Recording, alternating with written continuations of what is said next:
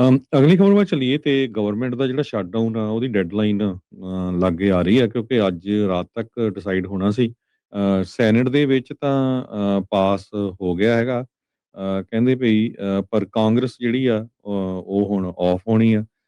ਵੀਰਵਾਰ ਨੂੰ ਡੈਮੋਕ੍ਰੇਟਸ ਨੇ ਡੀਲ ਆ ਜੋ ਉਹ ਪ੍ਰੈਜ਼ੀਡੈਂਟ ਡੋਨਲਡ ਟਰੰਪ ਦੇ ਨਾਲ ਬਣਾ ਲਈ ਸੀ ਭਈ ਜੋ ਡਿਪਾਰਟਮੈਂਟ ਆਫ ਹੋਮਲੈਂਡ ਸਿਕਿਉਰਿਟੀ ਆ ਉਸ ਨੂੰ ਜਿਹੜਾ ਸੈਪਰੇਟ ਕੀਤਾ ਜਾਊਗਾ ਫੰਡਿੰਗ ਦੇ ਵਿੱਚ। ਕਿਉਂਕਿ ਬਹੁਤ ਸਾਰੇ ਇਸ਼ੂਜ਼ ਆ ਆਈਸ ਨੂੰ ਲੈ ਕੇ, ਡੀਐਚਐਸ ਨੂੰ ਲੈ ਕੇ। ਪਰ ਪੈਕੇਜ ਡਿਲੇ ਹੋ ਗਿਆ ਥਰਸਡੇ ਰਾਤ ਨੂੰ ਕਿਉਂਕਿ ਸੈਨੇਟ ਲੀਡਰਸ ਨੇ ਜੋ ਸਪੋਰਟ ਕਰਨ ਦੇ ਲਈ ਕੰਮ ਕੀਤਾ ਸੀ, ਉਹਦੇ ਸੈਨੇਟ ਮੈਜੋਰਿਟੀ ਲੀਡਰ ਜੌਨ ਥੂਨੇ ਆ ਜੋ ਉਹਨਾਂ ਨੇ ਇਹ ਕਿਹਾ ਵੀ ਸਨੈਗਸ ਆ ਦੋਨਾਂ ਸਾਈਡਾਂ ਤੋਂ। ਸੈਨੇਟ ਫਲੋਰ ਅੱਜ ਸਵੇਰੇ ਓਪਨ ਹੋਈ ਹੈਗੀ ਆ ਫਰਾਈਡੇ ਨੂੰ, ਸੌਰੀ ਕੱਲ੍ਹ ਨਹੀਂ ਸੈਨੇਟ 'ਚੋਂ ਵੋਟ ਪਾਸ ਹੋਈ। ਅੱਜ ਸਵੇਰੇ ਉੱਥੇ ਦੇ ਈਸਟ ਟਾਈਮ ਜਿਹੜਾ 11 ਵਜੇ, ਸਾਡਾ ਜਿੱਦਾਂ 8 ਵਜੇ ਦਾ ਟਾਈਮ ਆ, ਉਸ ਟਾਈਮ ਦੇ ਉੱਤੇ ਓਪਨ ਹੋ ਗਈ ਆ। ਤੇ ਜੇ ਸੈਨੇਟ 'ਚੋਂ ਪਾਸ ਹੋ ਜਾਂਦਾ ਫਿਰ ਹਾਊਸ ਰਿਪਰੈਜ਼ੈਂਟੇਟਿਵ ਜਿਹੜੇ ਸੈਸ਼ਨ 'ਚ ਹੈ ਨਹੀਂ, ਸੋ ਇਹ ਥੋੜ੍ਹਾ ਜਿਹਾ ਡਿਲੇ ਹੋਊਗਾ। ਡੀਐਚਐਸ ਦੀ ਫੰਡਿੰਗ ਨੂੰ ਲੈ ਕੇ ਖਾਸ ਕਰਕੇ ਜਦੋਂ 37 ਸਾਲਾਂ ਦੇ ਐਲੈਕਸ ਪ੍ਰੈਟੀ ਦੀ ਮੌਤ ਹੋਈ ਆ ਫੈਡਰਲ ਇਮੀਗ੍ਰੇਸ਼ਨ ਅਥਾਰਟੀਜ਼ ਦੇ ਹੱਥਾਂ ਦੇ ਰਾਹੀਂ, ਤੇ ਇਸੇ ਤਰ੍ਹਾਂ ਦੂਸਰੀ ਬੀਬੀ ਦੀ ਜਿਹੜੀ ਮੌਤ ਹੋਈ ਸੀਗੀ, ਸੋ ਉਹਨੂੰ ਲੈ ਕੇ ਪੂਰੇ ਅਮਰੀਕਾ ਦੇ ਵਿੱਚ ਬਹੁਤ ਜ਼ਿਆਦਾ ਜਿਹੜਾ ਰੋਹ ਹੈਗਾ ਆ, ਖਾਸ ਕਰਕੇ ਟਰੰਪ ਐਡਮਿਨਿਸਟ੍ਰੇਸ਼ਨ ਦੇ ਅਗੇਂਸਟ। ਸੈਨੇਟ ਡੈਮੋਕ੍ਰੇਟ ਲੀਡਰ ਜਿਹੜੇ ਚੱਕ ਸ਼ੂਮਰ ਆ ਨਿਊਯਾਰਕ ਤੋਂ, ਉਹਨਾਂ ਨੇ ਇਹ ਕਿਹਾ ਵੀ ਡੈਮੋਕ੍ਰੇਟਸ ਵੋਟਸ ਪ੍ਰੋਵਾਈਡ ਨਹੀਂ ਕਰੂਗੇ ਅਨਲੈਸ ਯੂਐਸ ਇਮੀਗ੍ਰੇਸ਼ਨ ਤੇ ਕਸਟਮ ਇਨਫੋਰਸਮੈਂਟ ਨੂੰ ਪੂਰੀ ਤਰ੍ਹਾਂ ਓਵਰਹਾਲ ਨਹੀਂ ਕੀਤਾ ਜਾਂਦਾ। ਇਹ ਕਹਿੰਦੇ ਵੀ ਇਹ ਇਸ ਸਮੇਂ ਦਾ ਸੱਚ ਹੈ, ਇਹ ਮੂਮੈਂਟ ਆਫ ਟਰੂਥ ਹੈਗਾ। ਅਮਰੀਕਨ ਪੀਪਲ ਕਹਿੰਦੇ ਵੀ ਜੋ ਅਮਰੀਕਨ ਲੋਕ ਆ ਲਾ ਇਨਫੋਰਸਮੈਂਟ ਦੀ ਬਿਲਕੁਲ ਸਪੋਰਟ ਕਰਦੇ ਆ, ਬਾਰਡਰ ਸਿਕਿਉਰਿਟੀ ਦੀ ਬਿਲਕੁਲ ਸਪੋਰਟ ਕਰਦੇ ਆ, ਪਰ ਉਹ ਆਈਸ ਦੀ ਲੋਕਾਂ ਨੂੰ ਟੈਰਰਾਈਜ਼ ਕਰਨਾ ਸਟਰੀਟਸ ਦੇ ਵਿੱਚ, ਅਮਰੀਕਨ ਸਿਟੀਜ਼ਨਸ ਨੂੰ ਮਾਰਨਾ, ਉਹਦੀ ਕਦੇ ਵੀ ਜਿਹੜੀ ਸਪੋਰਟ ਆ ਉਹ ਨਹੀਂ ਕਰ ਰਹੇ ਹੈਗੇ।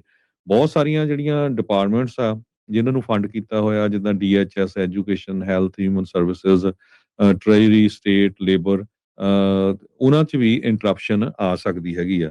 ਸੋ ਇਹਦੇ ਨਾਲ ਕੀ ਹੋਊਗਾ ਵੀ ਬਹੁਤ ਸਾਰੇ ਜੋ ਗਵਰਨਮੈਂਟ ਦੇ ਇੰਪਲਾਈਜ਼ ਹੈਗੇ ਆ, ਉਹਨਾਂ ਦੇ ਪੇ ਚੈੱਕ ਇੱਕ ਵਾਰੀ ਫੇਰ ਡਿਲੇ ਹੋ ਸਕਦੇ ਹੈਗੇ ਆ।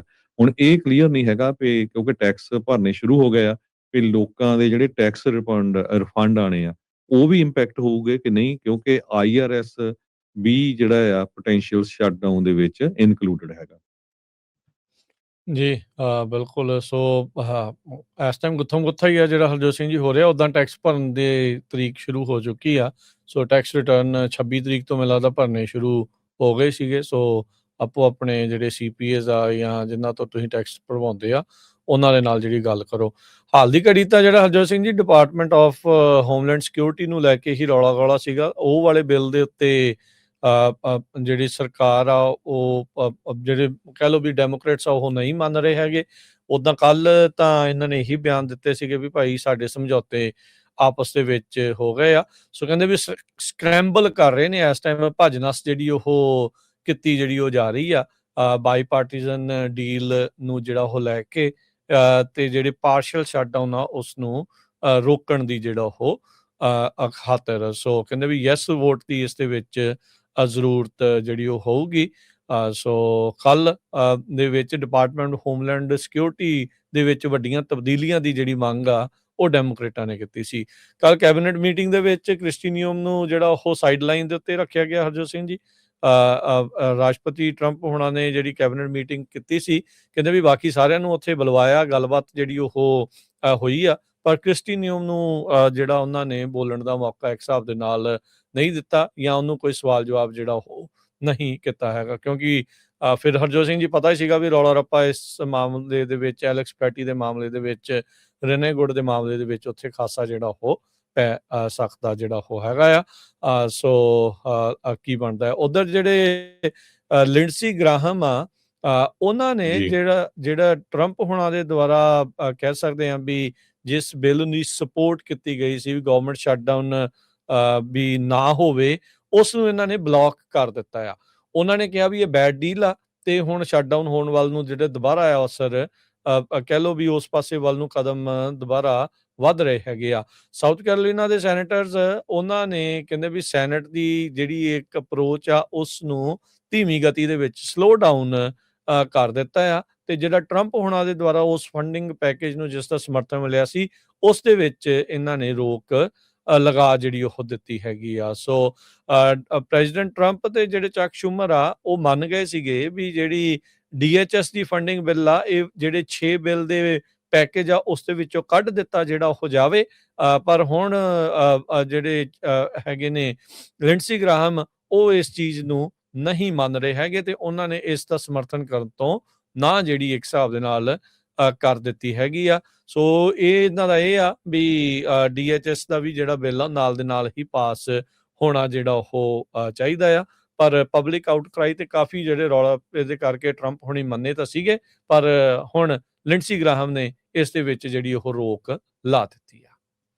ਇਹਦੇ ਸੰਬੰਧ ਵਿੱਚ ਜਿਹੜੇ ਸਾਬਕਾ ਸਪੀਕਰ ਆ ਨਿਊਟ ਗਿੰਗਰਿਚ ਜੋ ਰਿਪਬਲਿਕਨ ਰਹੇ ਹੈਗੇ ਜਾਰਜੀਆ ਤੋਂ, ਉਹਨਾਂ ਨੇ ਇਹ ਕਿਹਾ ਆ ਵੀ ਖਾਸ ਕਰਕੇ ਇਮੀਗ੍ਰੇਸ਼ਨ ਦੇ ਮਾਮਲੇ ਦੇ ਉੱਤੇ ਕਹਿੰਦੇ ਵੀ ਨੈਸ਼ਨਲ ਕਨਵਰਸੇਸ਼ਨ ਹੋਣੀ ਚਾਹੀਦੀ ਆ, ਪੂਰੇ ਅਮਰੀਕਾ ਦੇ ਵਿੱਚ ਗੱਲਬਾਤ ਹੋਣੀ ਚਾਹੀਦੀ ਆ। ਬਹੁਤ ਸਾਰੇ ਇਮੀਗ੍ਰੈਂਟਸ ਇਸ ਮੁਲਕ ਦੇ ਵਿੱਚ ਇਲੀਗਲੀ ਰਹਿ ਰਹੇ ਆ, ਜਿਹੜੇ ਕਿ ਲਾ ਨੂੰ ਅਵੇ ਕਰ ਰਹੇ ਆ, ਕੋਈ 10 ਸਾਲਾਂ ਤੋਂ, ਕੋਈ 20 ਸਾਲਾਂ ਤੋਂ।